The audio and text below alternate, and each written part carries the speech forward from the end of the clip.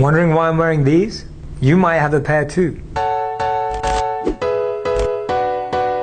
Studies show that 85% of people worldwide hate their jobs. Considering the average person spends over 90,000 hours at work in their whole lifetime, I think this is important to talk about. And it kind of affects parts of our life without us even knowing. Couples in relationships where one of the partners spends 10 or more hours at work on average in total are more likely to get divorced twice as much. I want the toilet seat left the F down. 25% of employees say that work is their #1 cause for stress, and 40% of people say that their jobs are just extremely stressful. That's crazy. This totally blew my mind. In Japan, over 10,000 people drop dead at their desks every year because of working consistent 70-hour work weeks. The phenomenon is called karoshi, translated as overwork death. And on top of all of that, just to make matters worse, we spend 100 hours a year commuting. Luckily, I got the commute to relax. But at the same time, we've all had experiences of moments where even the toughest things don't feel challenging, don't feel negative. Sometimes when even we've been up all night, but we don't feel stressed. There's times when we've been working consistently for hours, days, and months, but we feel happy. How does that happen? Think about when it happened for you. Maybe you were planning a birthday party. Maybe you were creating a website or a blog or your Instagram page. Maybe you're even making videos for YouTube or Facebook. Maybe it's a mix of those things or none of those things, and maybe it's something completely different. The point is, we've all been able to go through stress, pain, and pressure and come out totally fine and actually more excited and enthused about what we're doing when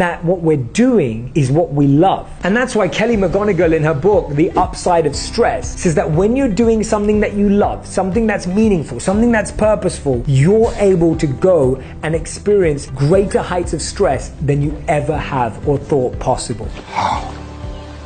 How is this possible? That means that you can actually take way more stress and pressure than you even believe when you're doing something you love. And even if you know what you love, you've had that experience, why are you not doing it? I know why. Because I was there too. It's this thing called risk. Or maybe it's fear, or maybe it's worry, or maybe it's security. And those are all valid reasons, if they were the real ones. The #1 reason why we don't is because of these. The golden handcuffs. They're real. We're so dependent on that salary, the money that we've got used to, a lifestyle, that we're willing to trade what we really love and want for what we think we need. Maybe sometimes we're overcommitted. You've got a big mortgage on the house. You're used to fancy things. You're used to traveling 3 or 4 times a year. We get addicted to these. More, I want more. But let me ask you this. What if there was a possibility to start something with no risk at all and you were guaranteed to be successful in it? What would you do? What if you could quit your job? Not today, but soon. What if you didn't even need to quit your job, but you could use your time on your weekends doing what you love? Using your time in the evenings to build that side hustle. The reason why I'm asking you all these things is because I was there not so long ago. I was doing something that was good, but not great. I was doing something that I liked, but didn't love. I was waking up every morning not feeling the same level of energy and motivation as I do today. And that's a constant process. It's a constant cycle. You have to keep going through it. All I'm saying is you can start doing what you love today, in your spare time, on your weekends, using your breaks, because that's going to help you create the life that you truly, truly want, not being bound by those golden handcuffs. And these are some of my tips. #1, start a side hustle. Maybe it's an online business. Maybe it's an Instagram page. Maybe it's a blog. Whatever it may be, get that side hustle going. Start learning about it quickly, reading about it, speaking to other people who've made it happen in their lives. Everything that becomes your mainstay originally will have started as a side hustle. Get that going right now.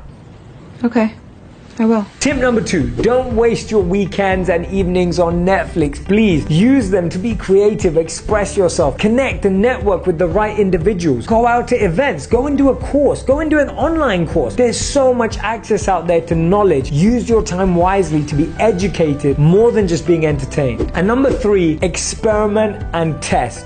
Experiment and test. Keep experimenting with new ideas, speaking to new people, getting people to be sounding boards, testing out things that you thought would work. Not only will you start seeing that you're learning a lot more, but you'll start seeing progress. And ultimately, that's all you need. We don't need to find perfection. We just need to feel progress.